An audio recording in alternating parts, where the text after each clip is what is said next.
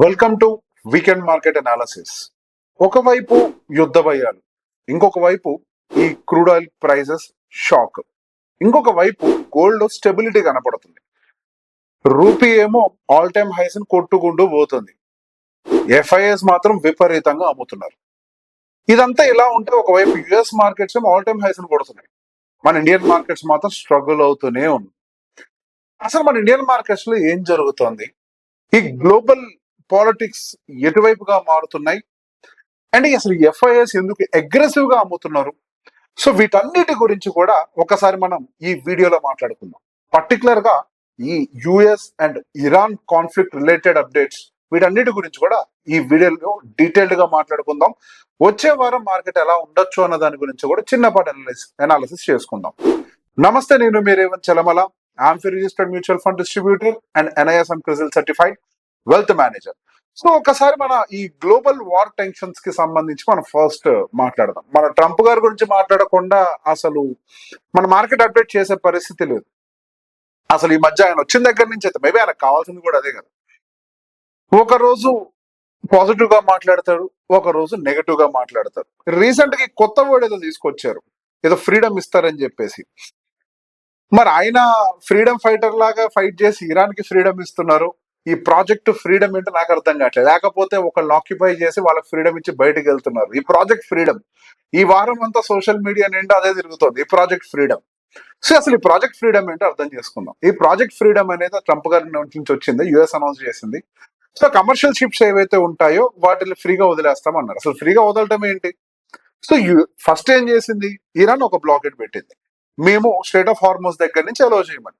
తర్వాత వీళ్ళు ఏం చేశారు, అమెరికా వాళ్ళు మీరు వదిలినా మేము వదలమని చెప్పారు.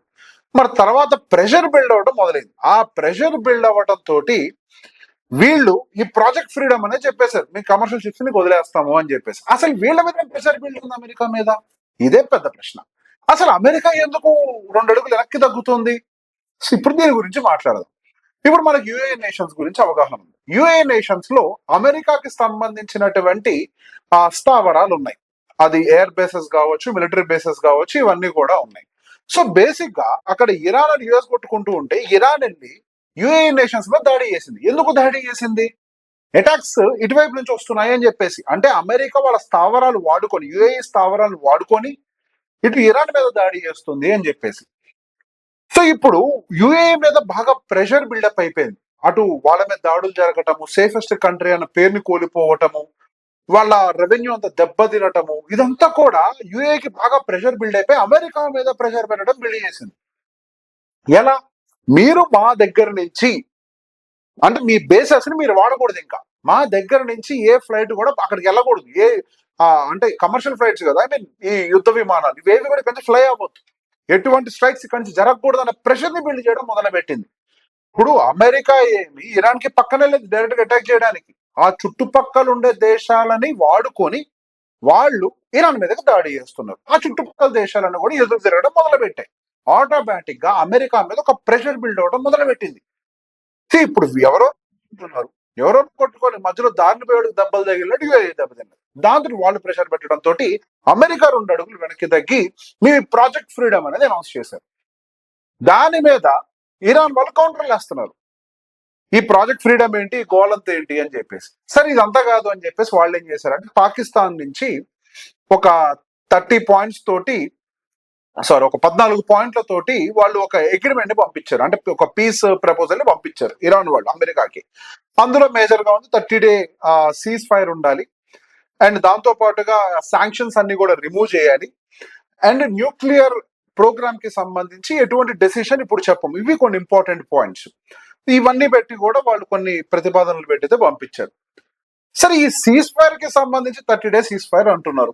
ఒకవేళ నిజంగానే అమెరికా కనుక ఈ ప్రతిపాదనలు అన్నిటికీ ఒప్పుకుందనుకోండి, ఈ సీజ్ ఫైర్ ఎంతకాలం కొనసాగుతూ ఉంటది? ఎప్పుడైనా ఒక పులి స్టాప్ ఉండాలి. ఇట్లా కామాలు పెట్టుకుంటూ పోతూ ఉంటే అన్సర్టనిటీ కదా, ఇట్లా కామాలు పెట్టుకుంటూ పోతూ ఉంటే అక్కడి నుంచి షిప్స్ ఫ్రీగా ఫ్లో కావు కదా. ఆ షిప్స్ ఫ్రీగా ఫ్లో కాకపోతే మన దగ్గరికి భారతదేశానికి మళ్ళీ క్రూడ్ ఆయిల్, ఆ గ్యాస్ అవి రాకపోతే అసలు మన ప్రాబ్లం ఎట్లా సాల్వ్ అవుతుంది? మన ప్రాబ్లం కి సొల్యూషన్ లేదు కదా అక్కడ. So cease fire is not a solution for Indian markets. అక్కడ ఏదో ఒక కంక్లూజన్ రావాలి మార్కెట్ లో. వాళ్ళ దగ్గర ఆ యుద్ధానికి సంబంధించి ఒక కంక్లూజన్ వస్తే మన ఇండియన్ మార్కెట్స్ కొద్దిగా పాజిటివ్ గా రియాక్ట్ అవుతాయి. ఎందుకు క్రూడ్ ఆయిల్ ప్రైస్ తగ్గుద్ది, సో మనకు ఆ రూపీ రిలేటెడ్ ఏదైతే మన పతనానికి గురవుతున్నా అది కొద్దిగా స్టేబుల్ అవుతుంది, ఇన్ఫ్లేషన్ ఉండదు అని ఒక ధైర్యం వస్తుంది. సో అప్పుడు మనకి కొద్దిగా స్టెబిలిటీ వస్తుందన్న కండిషన్ మనకు కనిపిస్తుంది. కానీ ఇప్పుడున్నటువంటి సిచ్యువేషన్స్ లో ఈ 30 days సీజ్ ఫైర్లు, ఈ XYZ ఇవన్నీ కూడా మనకు పెద్దగా ఉపయోగపడతాయి నేను అనుకోవట్లేదు. మేబీ అట్లీస్ట్ వాళ్ళ స్టేట్ ఆఫ్ హార్మోన్స్ ని కంప్లీట్ గా ఫ్రీ చేసిన ఏమైనా ఉపయోగపడుతుందేమో, సీజ్ ఫైర్లు పెట్టుకున్నా కానీ వాళ్ళు మరి దాన్ని ఏముంది సీజ్ ఫైర్ అంటే ఏముందండి, ఇంకా మేము యుద్ధాన్ని ఆపలేదు, ప్రస్తుతానికి మాత్రం ఫైర్ ఆపామని చెప్తున్నారు అంతే. కానీ అక్కడికి వెళ్ళాల్సినటువంటి షిప్స్ మాత్రం ఎక్స్పెన్సివ్ గా ఉంటాయి కదా, వాళ్ళు చాలా హై ఇన్సూరెన్స్ ని పే చేయాలి, అసలు చాలా షిప్స్ అటువైపు పోకపోవచ్చు. సో ఇదంతా మళ్ళీ ప్రెషర్ ని బిల్డ్ చేస్తుంది. ఇప్పటికీ కూడా పెద్ద ఎత్తున క్లారిటీలు అయితే లేవు, కానీ అమెరికా 2 అడుగులు మాత్రం వెనకేస్తున్నట్టుగా అయితే కనపడుతుంది. ట్రంప్ గారు కొద్దిగా జంకుతున్నారు బికాస్ ఆఫ్ యుఐ, కరెక్ట్ గా చెప్పాలి అని అంటే. ఇక క్రూడ్ ఆయిల్ విషయానికి వస్తే ఈ వారంలో మనకి $120 వరకు కూడా హిట్ చేసింది. ఈ కొద్ది చిన్నపాటి పాజిటివ్ న్యూస్లు రావడంతో మేబీ ఇవాళ ఒక $95-98 పర్ బ్యారెల్ రేట్లు ఏదో ట్రేడ్ అవుతున్నట్టు మంచి విషయం.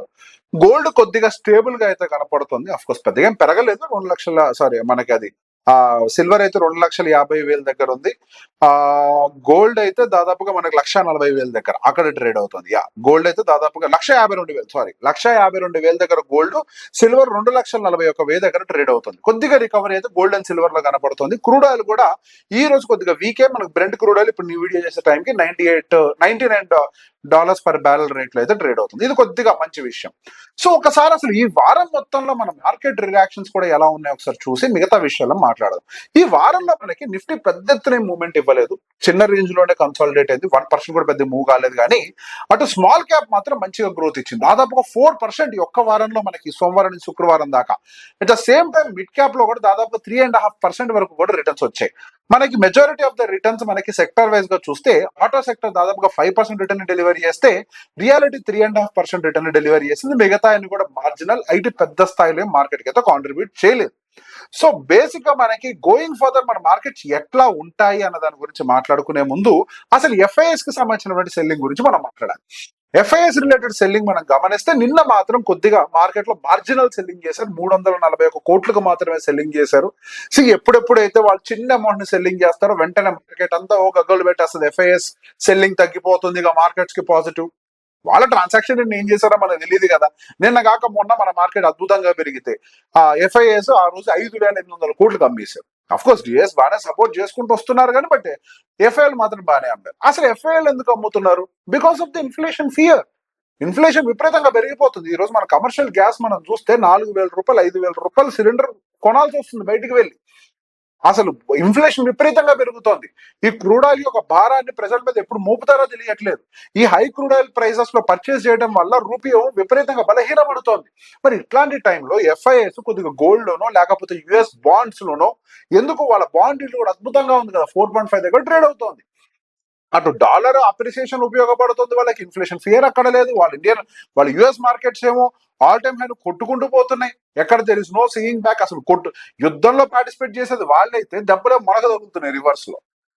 So but end of the day crude oil inflation related సమస్యలు కొద్దిగా ఏదో ఒక రోజు తీరుతాయని నమ్ముతున్నాను. లెట్స్ సీ అసలు యుఎస్ మార్కెట్లు ఎందుకు పెరుగుతున్నాయి. ఒకవైపు S&P 500 కానీ నాస్డాక్ కాంపోజిట్ కానీ ఆల్ టైమ్ హై కొట్టుకుంటూ పోతున్నాయి. దానికి గల కారణం AI related stocks again boom చేయడం.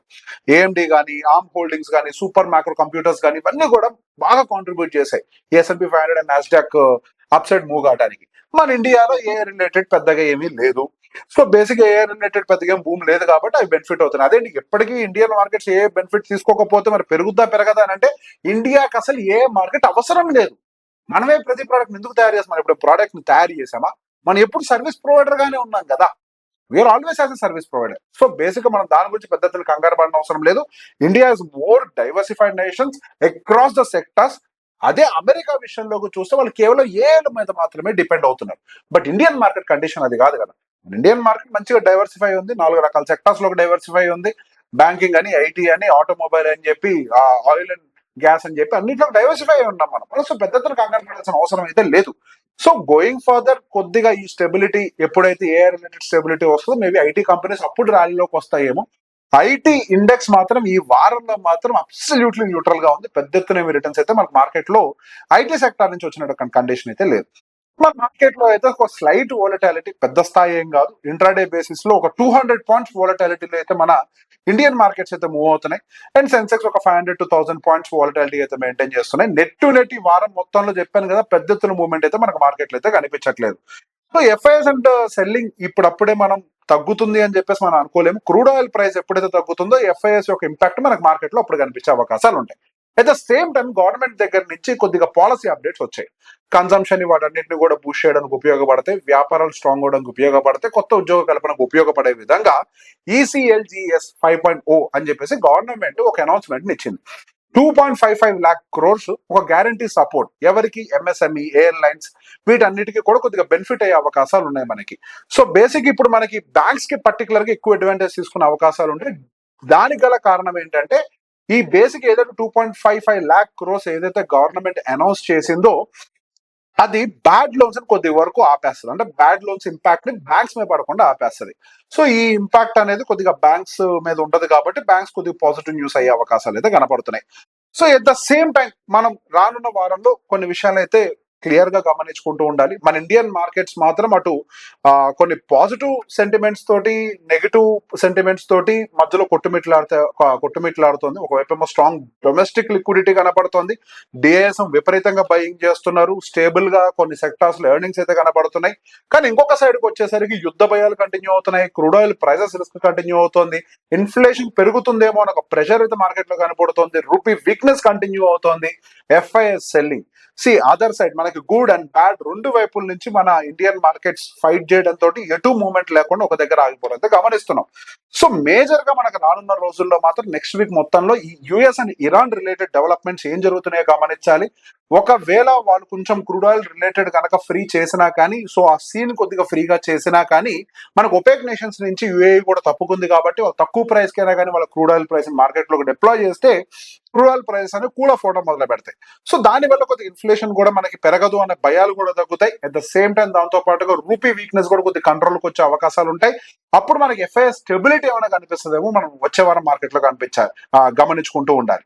సో రానున్న రోజుల్లో మాత్రం మార్కెట్ అంతా కూడా కంప్లీట్ గా గ్లోబల్ న్యూస్ కి అనుకూలంగా మాత్రమే రియాక్ట్ అవుతుంటది. లోకల్ గా ఎటువంటి న్యూస్లు లేవు. మనకి బీజేపీ లోకల్ గా గవర్నమెంట్ 2 స్థానాలు ఏమైనా సంపాదించుకున్నప్పటికీ అది పెద్ద ఎత్తున మనకి మార్కెట్ ర్యాలీకి అయితే ఉపయోగపడలేదు. ఎందుకంటే దానికంటే పెద్దది మనకి మార్కెట్ లో ఈ వార్ రిలేటెడ్ అన్సర్టనిటీ అయితే జరుగుతోంది. సో వచ్చే వారం మళ్ళీ మార్కెట్ అప్డేట్ తో కలిసే ప్రయత్నం చేస్తాను. Thank you very much.